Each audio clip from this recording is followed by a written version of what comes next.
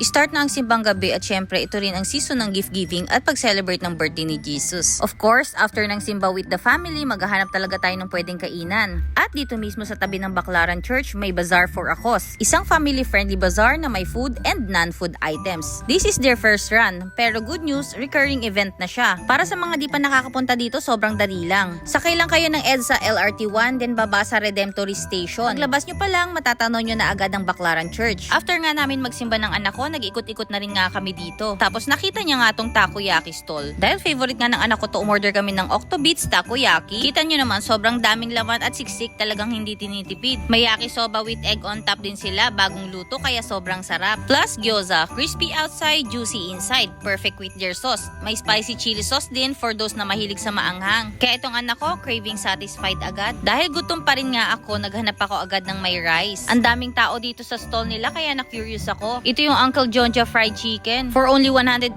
pesos lang, may malaking fried chicken ka na, 2 rice at only sauces of your choice pa. Meron silang 11 flavors of sauces. Meron silang gravy at meron din silang vinegar. Ang laki, grabe. 125 pesos lang to guys. May dalawa ng rice tapos andi yung sauce.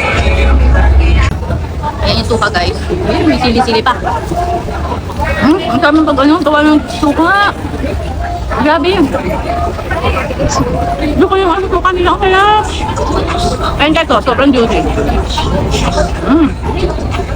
Super love ko talaga yung vinegar sauce nila. Yung daughter ko naman, teriyaki sauce ang nagustuhan. Lastly, dessert time. Ito yung nagpapasaya sa amin ng daughter ko. May froyo stall dito with frozen yogurt and ice cream. Tapos, choice of toppings mo na rin dito. Yung daughter ko, basta may biscoff, yun lang ang pipiliin niya. So ako naman, mango at Nutella. Kita nyo naman yung toppings, hindi tinipid. Kaya super na-enjoy namin ng daughter ko yung dessert namin. By the way, bazaar for a cause pala ito ha. Yung mga malilikom nilang income ay itutulong sa mga nasalanta ng calamity. Kaya please support them. Nasa parking area lang sila katabi ng Baclaran Church. After simbang gabi, dito perfect magbanding ang family. Full tummy, happy hearts, tapos nakakapag-share pa kayo ng blessings nyo. Ganito ang tunay na diwa ng Pasko.